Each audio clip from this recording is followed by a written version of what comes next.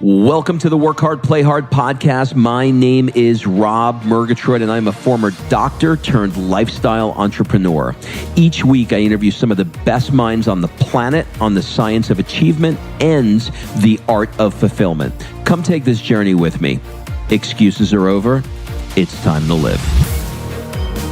So if you're just handing out your money to someone and they're just like, yeah, like sending out an email blast for you, maybe it'll get picked up. It has to be someone that truly, really cares about your brand and someone that's going to use their relationships for you. I mean, we're all the same at the core. I just think it comes out in different ways. Like women feel a lot of pressure and being competitive, and it comes out in other ways. And men might feel that like that, but it comes out in a different way. Recently, I got off social media for 4 days, didn't even pick up my phone, reset, went back to why am I doing this? What do I want from this? Why am I going to let the noise F with my freaking vision and my life? What's up, everybody? This is Rob Murgatroyd, and welcome to another episode of the Work Hard, Play Hard show. This episode features Sara Pendrick. You can find her on Instagram and elsewhere at GirlTalk Network. I wanted to have Sara on the show for a few reasons. First is that she knows how to build a tribe like no one I've ever seen. She's created raving fans that hang on her every word. And second, we talked a lot about the mechanics of marketing and filling up an event. This is not easy to do in real life. You know, as with most things, it's easy to talk about, hey, I've got this idea for an event, but then nobody shows up. That's not the case with her. She fills them. So we talked a lot about how she was able to execute that. So who is Sara? Sara is the founder and creator of the GirlTalk Network. Her mission is to empower women of all ages. She's a self-love advocate, community influencer, life coach, writer, empowerment speaker, and philanthropist.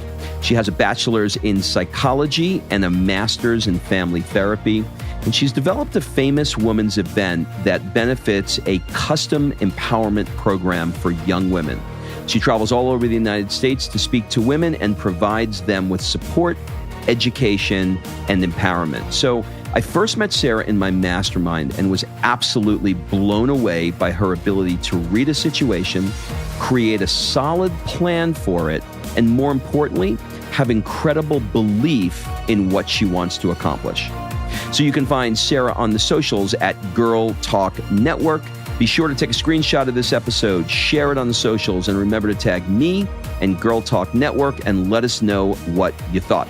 So without further ado, please enjoy this conversation I had with Sara Pendrick.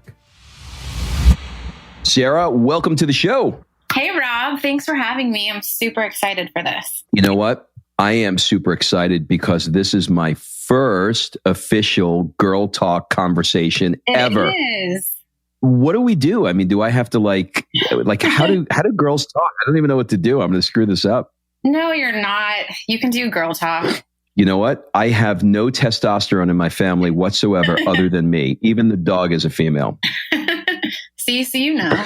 Yeah. So I thought we would start with where you grew up in Nashville, Tennessee. Maybe you can tell me a story about something that your parents did with you as a kid that sort of typifies what your experience was like, say, from ages 5 to 10. So I am the oldest of 3 boys. So there's 4 of us. And then you can kind of understand why I started Girl Talk in the first place, because I was surrounded by men my whole life. I was a tomboy, which is pretty crazy. You probably didn't know that about me. I've always been a really strong, opinionated, creative person. And that was from the minute that I can even remember my earliest memory. I've always been a caretaker. And I just remember ages 5 to 10 being an older soul and just always taking care of everyone around me. So that obviously shows up in my work now. And that's just kind of how I live life. I always knew there was another calling for me. And I've always kind of also felt really awkward, which a lot of people don't know. My experiences growing up are amazing, also not so amazing as well. I think everyone does the best that they can. I love my parents and I'm grateful for everything that I've learned and everything that I've been through, but I've kind of just always felt like an adult my whole life. So a lot of things that you're talking about are going to move us into sort of the next area that, as I dug deeper into your worlds, it was interesting trying to pick a lane to go down with you because you're like a purple unicorn. You have a lot of different lives that you've lived. And, although we're personally just getting to know each other, there's still some things that are really sort of surprising. So one of them is if we move a few years forward and we talk about your professional training, you got your master's in family therapy, which I believe makes you a psychologist by trade. Is that right? Yes. So why did you want to become a psychologist? And then why did you ultimately decide not to practice? So my entire life, I knew that I wanted to either be a psychologist or some sort of performer. I was like the little girl that was throwing myself into the pool at whatever age, practicing for the plays that I was in. So there's always something in me for performance-based and then also helping people. And I just, at that time, my family was really big on education and being like either a doctor or a lawyer or this or that. They didn't really think outside the box just because they hadn't been around things like that. Luckily, my dad was an entrepreneur, so I did learn a lot from him, but I just thought, hey, I want to help people, so I need to be a psychologist. But when I started thinking outside the box and listening to my own voice, I realized I can help people and I can do whatever I want. I don't have to be a psychologist. So even from going from a psychologist to what I did after is totally off path and off my journey, but it's led me to where I am today. I was one of these guys for years that said, you have to go to college. It's the only way to get ahead in life, and you're going to regret it if you don't. But now that I have a girl that is of college age, I'm not entirely sure that I feel the same way, especially in the year 2018. There's so many stories like yours where people just sort of get these degrees because, their parents encouraged them. They thought it was a good idea, et cetera. Yeah. And they get out and they sort of go down a different path, I definitely am thankful for it. My college experience was also what brought me into being able to be myself and have my own empowerment. And I built a lot of relationships. So that's my favorite part of what I did. Not saying you have to go to college to get those experiences, but I think that so many times we don't listen to our own voice.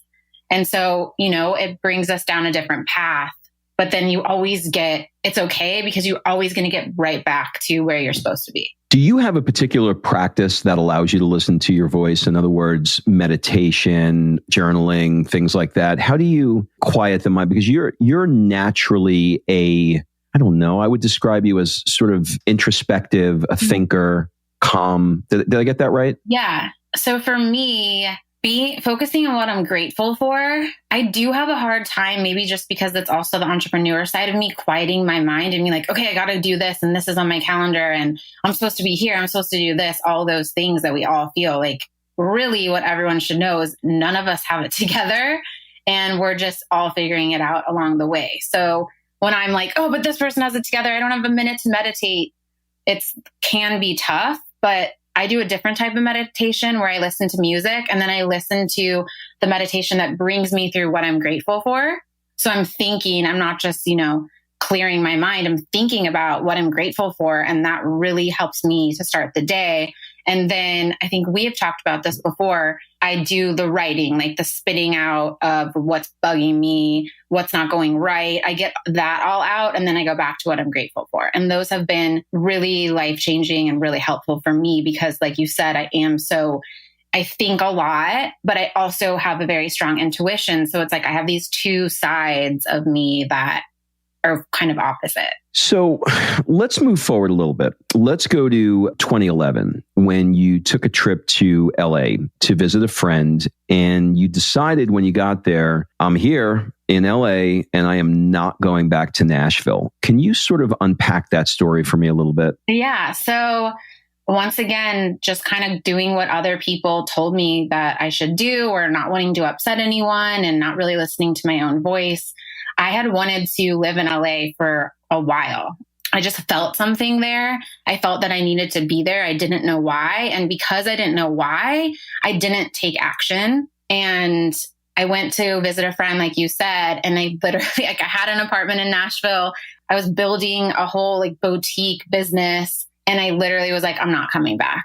Like, my family sent me my things one at a time because I just was like, well, if I'm not going to do it now, I'm never going to do it. And it's okay if it doesn't work out, because at least I tried. There's something there that keeps showing up for me. And I just need, maybe it wasn't the best, most graceful, nicest way to just peace out and be like, sorry guys, but I had to do it. So I was just like, I'm staying, even though a lot of my friends at the time or people that I was around, or who knows what the truth is, were in these jobs and making a lot of money and doing all these things. And I was kind of going to go backwards from that because, you know, I'm in a big city. I have to figure it out. Got to be scrappy. I'm like, I was just talking to Josh about this the other day, and he even know this about me. I like took my first job, like selling credit card machines, going door to door. I was just like, I'm going to stay here and I'm going to make it happen. And it just blows my mind when you follow that voice and you're just like, I have to make it happen. You're going to find a way. So for those listening, Josh is her husband, and Josh and I were mastermind partners, and that's how we met. We're all in the same mastermind, and he's an amazing guy. We got to have him on the podcast sometime too. He's got some really exciting things happening. But when you were in LA, you shifted again, and you decided that you wanted to go into PR marketing, or at least that's where you wound up. Yeah. So I guess two questions around that. Why PR marketing? And then the second question is, what is it that makes a great PR person? Because I know you're good in that area. Yeah. So when I was in school, I actually did a lot of nonprofit stuff, and PR and marketing just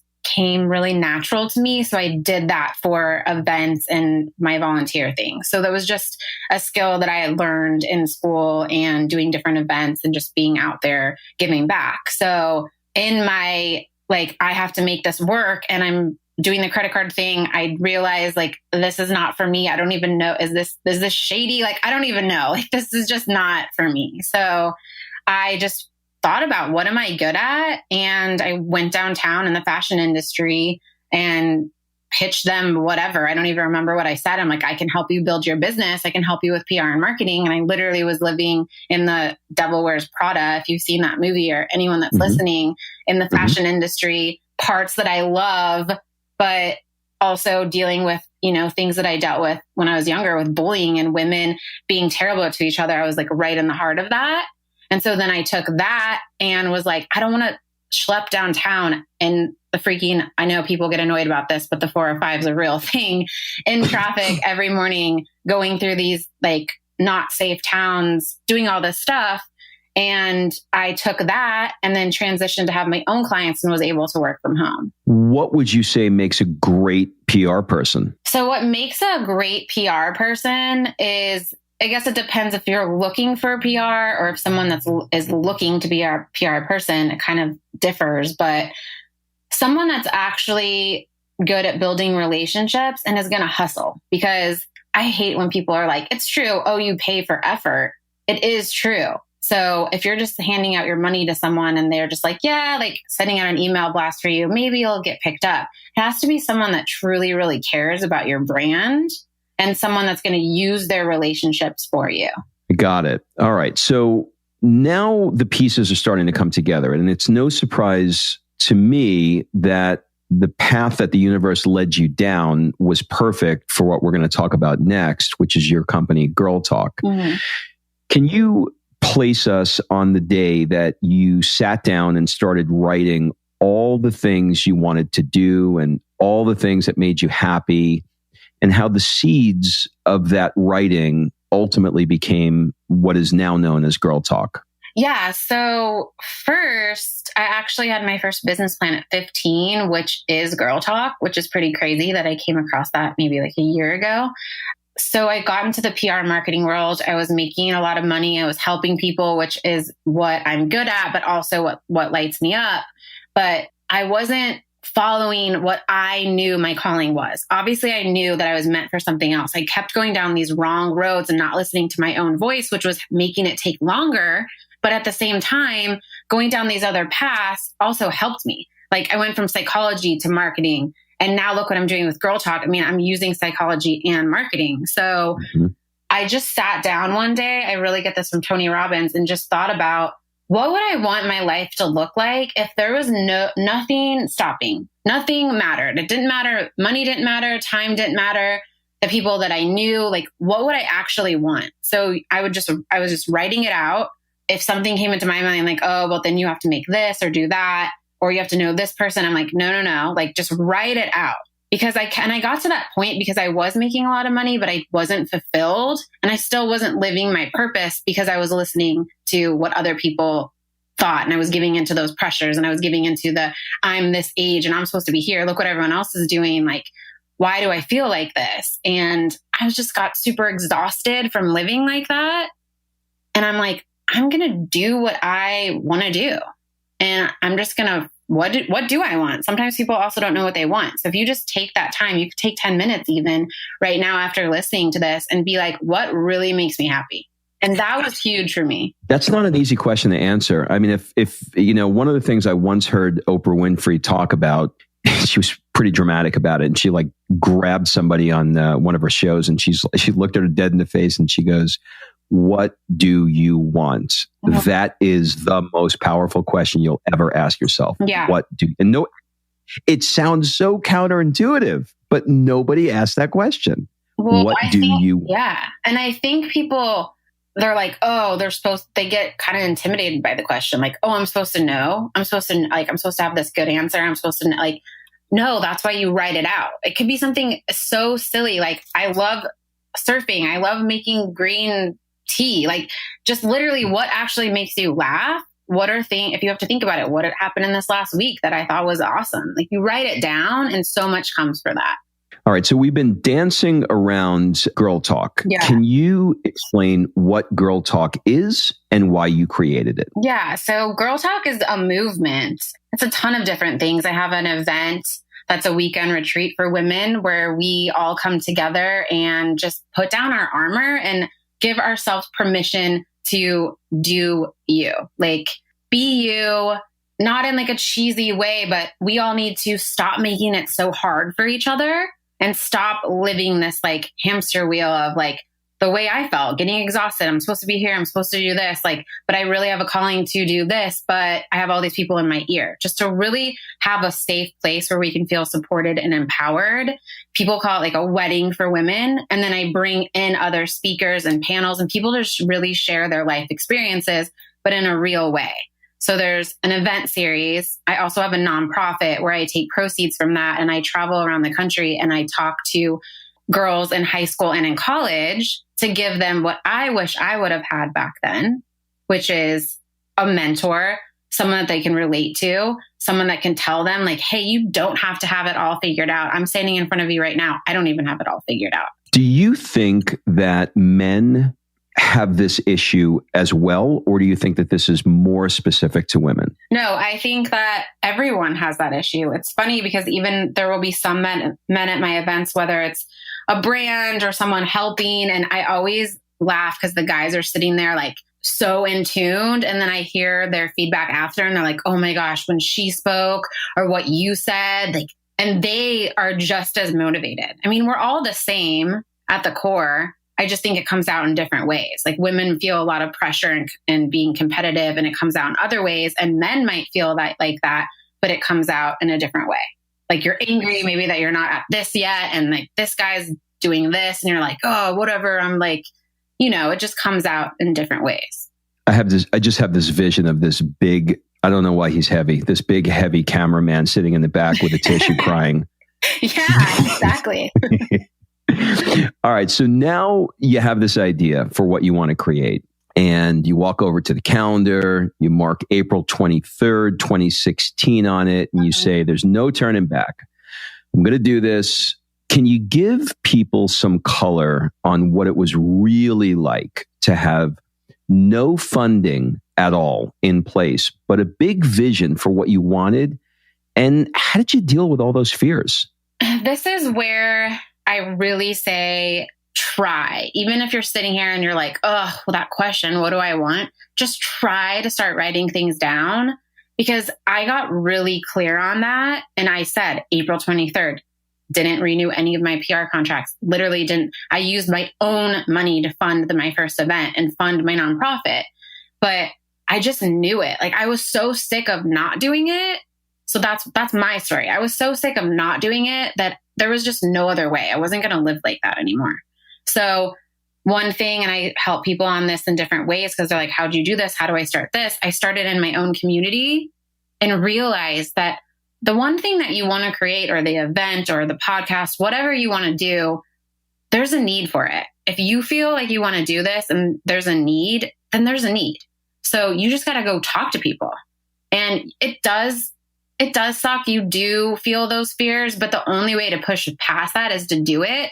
Even that first email that I sent out, I'm like, oh, what if they say no? Then that means people don't really get it or whatever. I had so many people write back and be like, what is women supporting women? Or sorry, I don't understand. And now, how many years later, 2 or 3, it's a viral hashtag and everyone's jumping on this women supporting women bandwagon. So I just kept going, and then I found the right partners.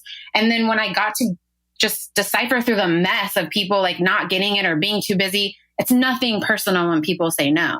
I started being like, okay, cool. Like, finally, like, just say no so I can go on to the next one. And then I got the right yeses. So I got the people that were like, yeah, and then would come in and be like, how else can I help? And I know this person and I want to introduce you to this person. So it's like, if you don't push through the fear and just try, I mean, what's going to happen? Nothing. So you have to do it.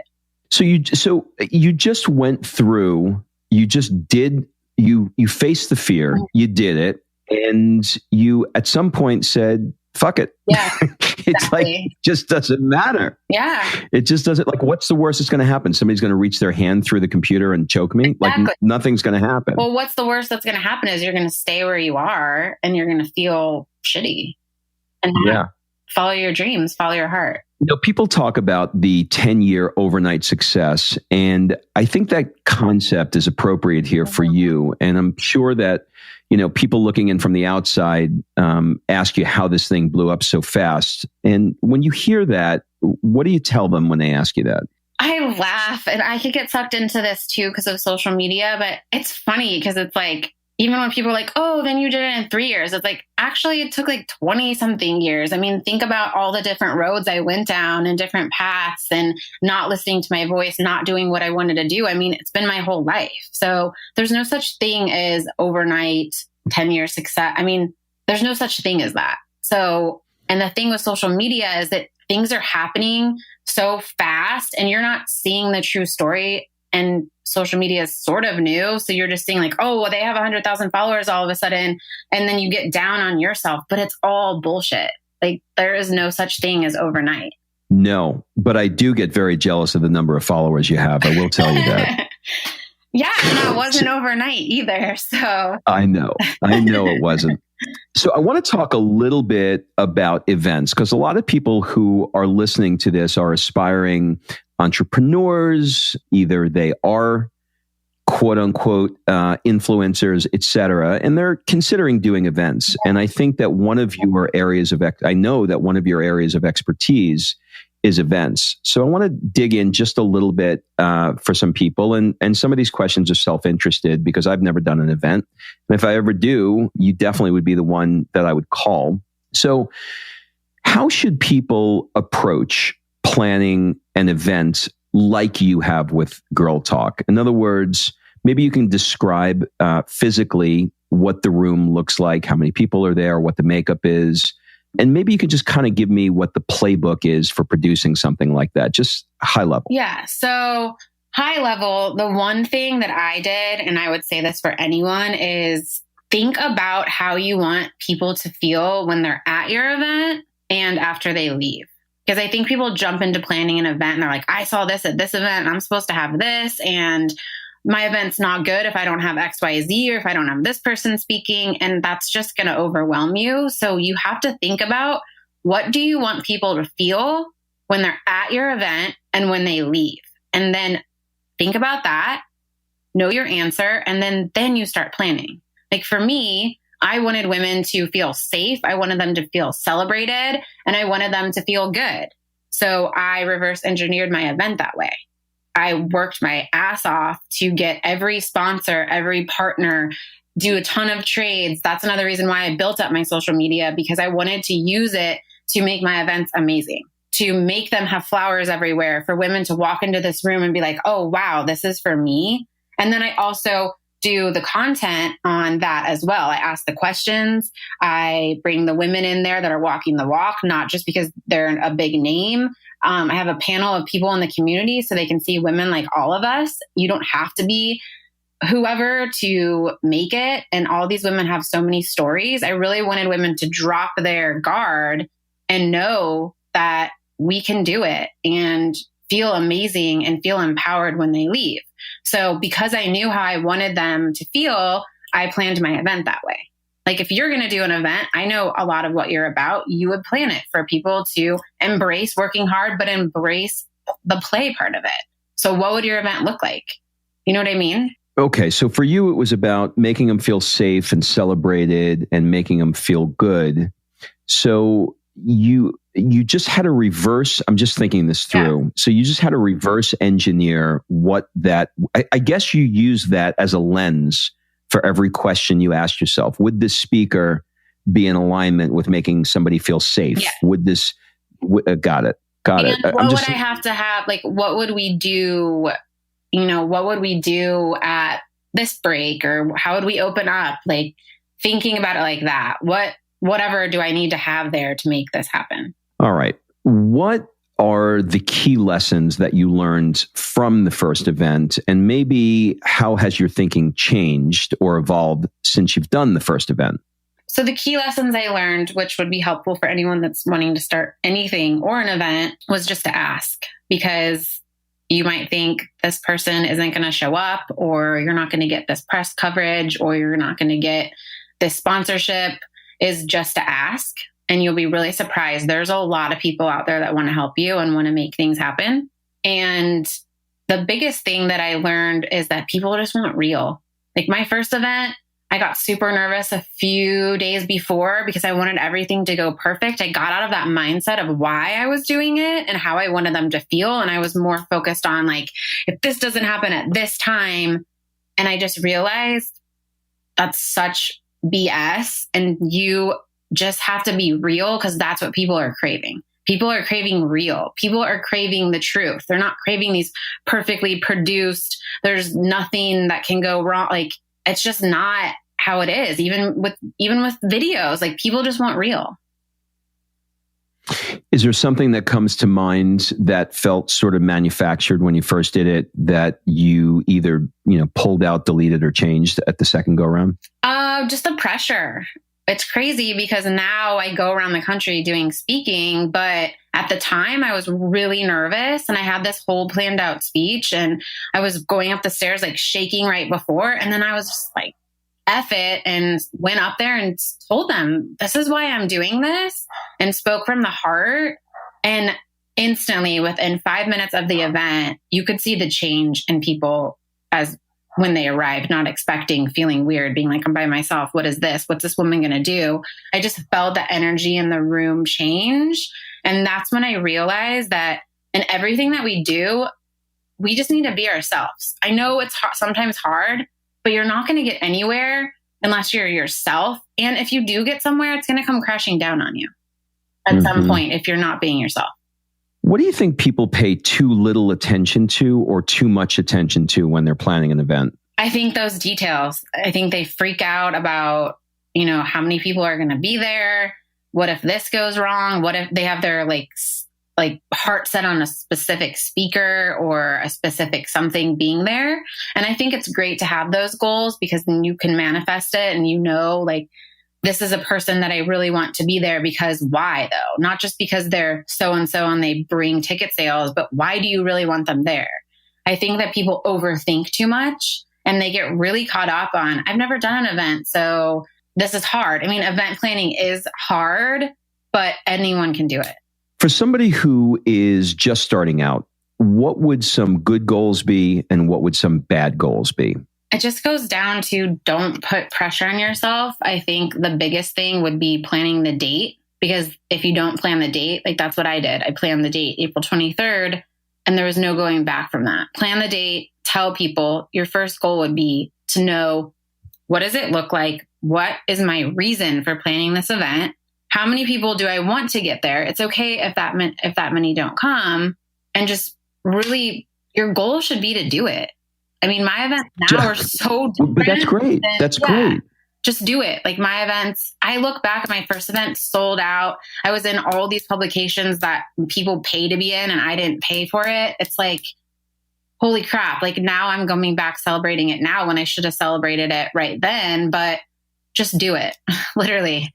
You know, I tell you what this reminds me of. I wanted to run a marathon, and I had one goal in running a marathon, and that was to finish. Yeah. That was it. I didn't give a shit about time. I didn't care about anything. It was so I love that advice. Just do the event. And if it sucks and it's a mess, so what? The next one will just be better. Yeah. And even if it's not going to suck, if you're doing it for the right reasons and 20 people come, you just made 20 people raving fans, and they're going to tell their friends, and they're going to bring a person next time. It's going to be 40 people. I mean, it's going to be more, but you just have to do it. I love that. Okay. So are there any particular examples that come to mind where you felt like you started to drift from the vision that you had with Girl Talk and then had to course correct, maybe with a sponsor or something? Yeah. So this is another thing, when you're creating something, whether it's an event or your business or your next, whatever it is, it's really good to have a mission and your values, because you can drift. You can see that person with this amount of followers, or this person that's kind of in my lane did this. And, you can really get overwhelmed by the noise. So you have to do everything in your power to not let the noise get to you. Everything. If that means you don't go on social media, someone posts for you, you don't go to this certain event, you don't listen, you don't hang around with these certain people, you have to drown out the noise. So that's extremely important. And how did you do that? I mean, I'm not going to lie and say that I haven't let the noise get in, for sure. And that's been a problem for me, especially because I sold out my first event from Instagram. So Instagram's a big thing for me, but now you're on there, you're scrolling, you see all this stuff, this person's doing that. It's like, you just have to go back to your mission and your values. It doesn't matter what they're doing. It doesn't matter. What do you want to do? Stay in your lane. Be you, because no one else can be you. So if you're trying to do something else, of course you can take little bits and pieces of things that you like, that you see. But sometimes for me, recently, I got off social media for 4 days, didn't even pick up my phone, reset, went back to, why am I doing this? What do I want from this? Why am I going to let the noise F with my freaking vision and my life? What'd you do for those 4 days when you got off social media? Did you just shut the phone off? Did you turn notifications? Did you feel like a crack addict, keep reaching for? I really set my mind to it, because I definitely haven't been all in before. And I'm like, okay, I'm going to do this. And then I'm reaching for the phone or reaching for whatever, just one more email. But I took those 4 days, I turned my phone off, and I went for walks. I journaled. I wrote down all the things that I was feeling. It doesn't matter. No judgment on yourself. Writing really, really does work. I know, it's weird. We're used to texting and typing on a computer, whatever, but writing really does work. It gets another part of your brain thinking and opening up to new things that you didn't think about. And I really just gave myself that space. And then, what came out of it? I know when my next event's going to be. I wasn't putting pressure on myself. I'm back to exactly where I want to be. So you took 4 days, journaled, didn't use the phone, didn't answer emails, and just allowed the universe to drop different things into your conscious, your subconscious, and then you just got clarity. Yeah. And I did I played. I did stuff that made me feel good. It had been a while. As entrepreneurs, this is what you're all about. You forget to play because you're just on this path and you're like, I got to get there. I'll do it next week. I'll play when I'm in Greece next month. No, you're going to get run down and you're going to get fully immersed in the noise if you're not giving yourself that space and having fun. There's probably one person who's actually done what you just described that's listening to this podcast. This is one of those simple things that we hear and we're like, well, that sounds like a really good idea. But I would challenge anybody to try and be able to do that. And I guarantee you that if you do it at the end of it, you will come back more refreshed. 100%. So I love that. Yeah. Okay, so the last question on events, and that is, how should people approach asking a company to add something to, let's say, a swag bag? Or maybe is there some way, is there something that you should not say or do when asking a company? No. So first, don't ever get caught up in the should nots, because I mean, then you're just going to be driving yourself crazy. You're going to be like, oh, shoot, what should I say? If for swag bags, for example, the brands want to give you stuff. I don't think people realize that. They think they have to go hire a PR person. They have to have, I didn't even have proof of concept when I had my event, and I had over $300 worth of value in their bags for 300 women. People want to give you stuff. You just have to ask. It's super simple. I know everyone's waiting for me to say this big, amazing, secret. You just have to ask. Write them, make it short. Don't put them, think about all the emails. Think about how you are in your own day. You have all these emails come in. Oh, I don't know this person. It's a page long. Okay, I don't know. I can't deal with this. Make it short. Tell them what you're doing. Say the type of people that are going to be there, and be like, I would think that this is super aligned with your brand and what I'm doing. And I'd love to have the audience be able to be introduced to your product. Super simple. And follow up. So, all right. So let's unpack that just a little bit more, because it sounded almost too easy. Yeah. So how many people do you have at an average event? I have at capacity 300, but my next event in January, we are doing a whole VIP night, a whole weekend, and it's going to be 500 women. All right. So you have 500 people coming in. That means 500 swag bags. Is that right? Okay. So give me an example of one either that you're willing to share, or one that you had at the last event that you're okay sharing as well, that was in the swag bag. Anybody? Yeah. So, anything. Okay, for example, Kendra Scott has been in a lot of my events. I offer them a booth to where they can sell and showcase what they have going on with their brand. And then they can put a gift card or an item into the bag. And the reason that they want to do it is, you can tie your event to a charity, which really, really helps. I'm actually glad I just realized, tie your event to a charity. You have some sort of giving back aspect. Brands, people, they want to get on board with that. And then they want their products. Kendra Scott, everyone knows who Kendra Scott is, but she still wants more customers. She still wants to get her jewelry and her mission out there. And you're literally giving them an audience by throwing them an event, being like, hey, let me share this with these people. Not everyone in the crowd wears Kendra Scott. Maybe only a few of them do. But they get to see the jewelry. They get their $25 gift card or whatever it is. They obviously go spend more than $25. You can't even get anything for $25, but they become fans of the brand. Love it. All right. So it's easy for people to assume that you hit home runs all the time. Could you tell us maybe about a dark or a hard time, and whatever you're willing to share, and what prompted it and how you came out of it? Or maybe you could tell us about a failure that, looking back, really helped set the stage or teach you something that led to success later. And the more specific, the better, because I want to humanize you for people that think you always hit home runs. It's easy for a gal listening to this, or even a guy, and, to look at your Instagram and just see this amazing life. But, you see the glory, as they say, but you don't know the whole story. So is there something that comes to mind for you?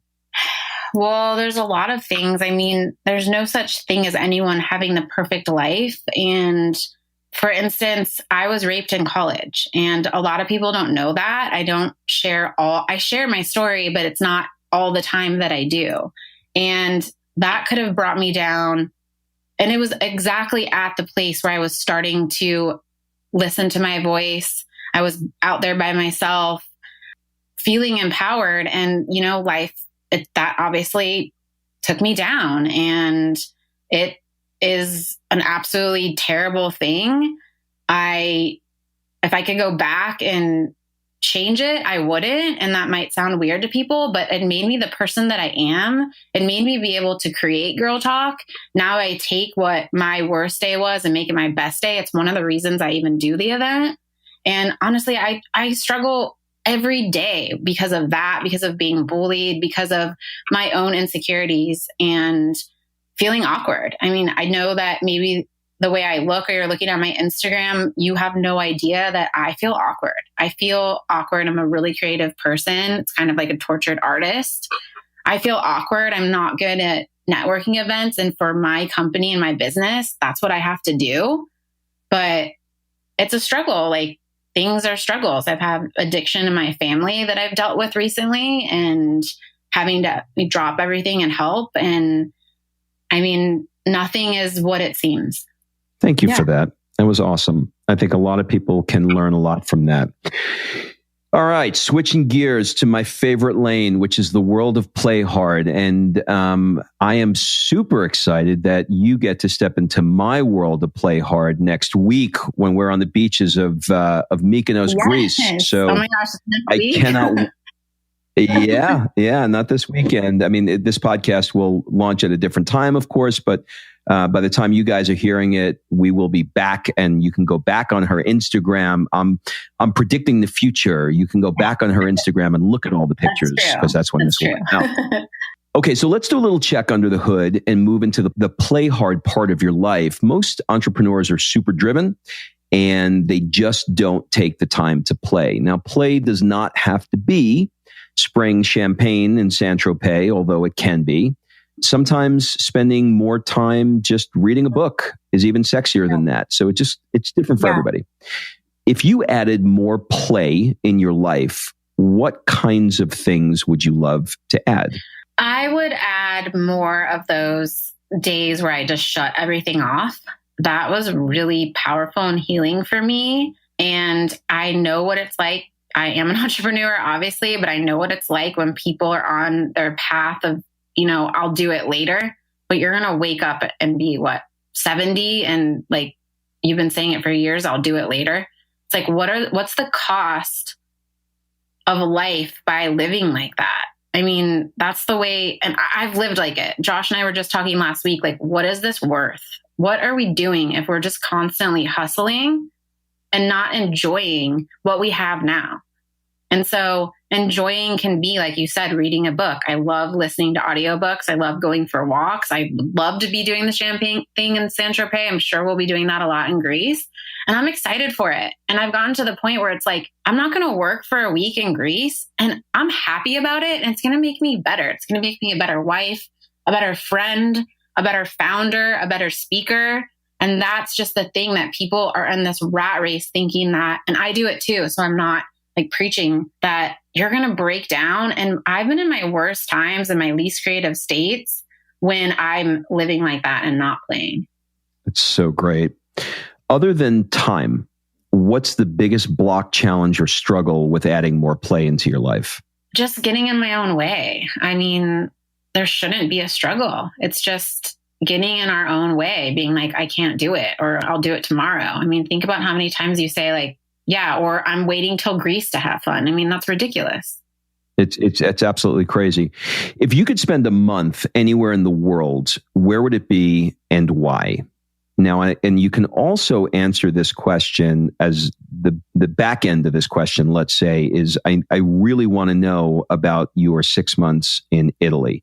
So let's handle the first part first. If you could spend a month anywhere in the world, where would it be? It actually would be Italy. So it's funny. Okay, perfect. What was the circumstances that led to you living in Italy for 6 months?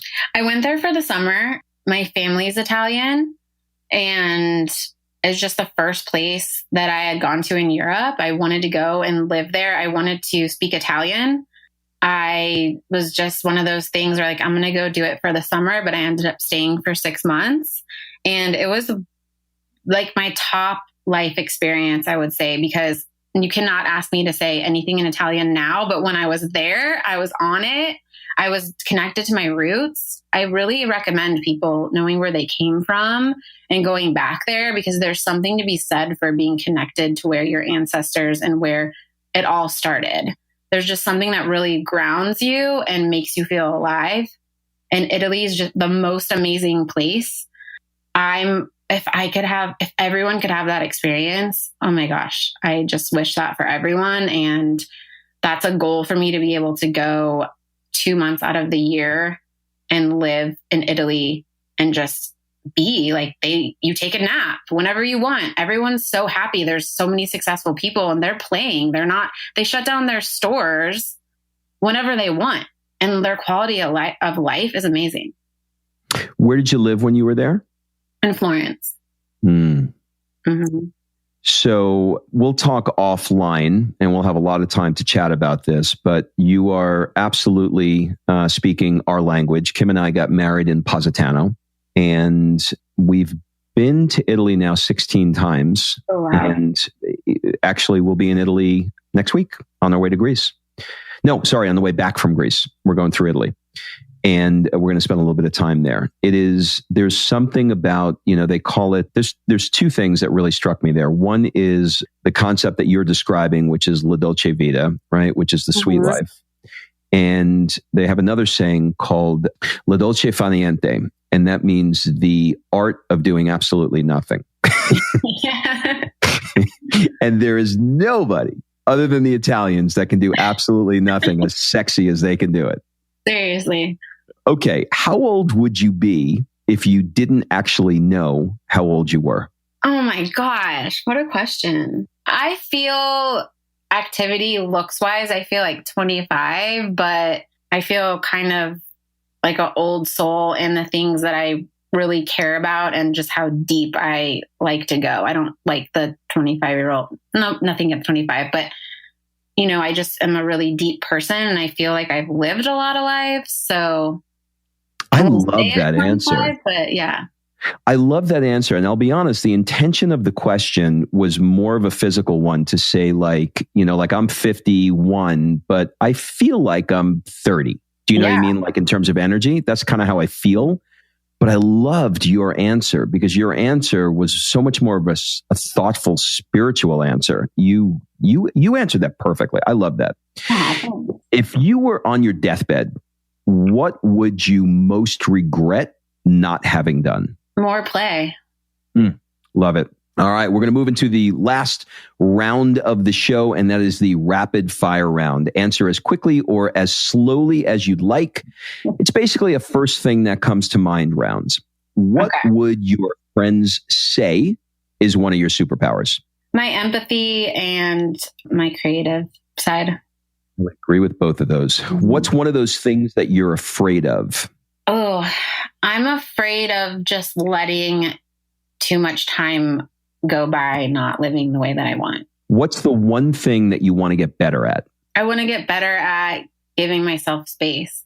What does that look like for you? It's something that I used to be really good at, but as you have more and more things that you want to achieve, you feel that space isn't available to you. So I just want to keep reminding myself that I'm not going to achieve them unless I give myself that space. So give myself that space to go read a book, shut off my phone, plan a trip. That's not, I'm going to work half the time.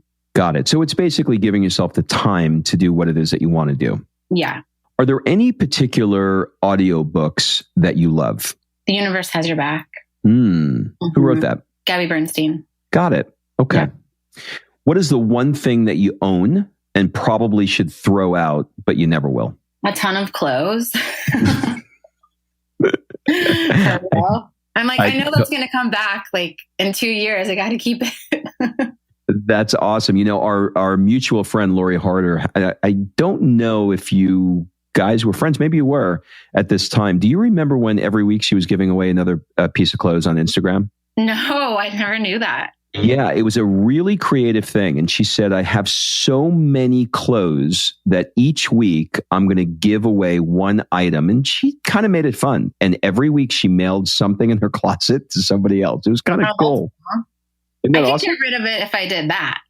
Yeah, there you go. So that you can take that idea courtesy of Lori. Yeah. Thanks, Lori. Okay, last question. If you had to give a TED Talk on nothing that you're known for, nothing that you speak about, but it really could be on anything that you like to do or anything that you have a passion for, or frankly, anything else at all, what would it be? I think it would be about play, to be honest.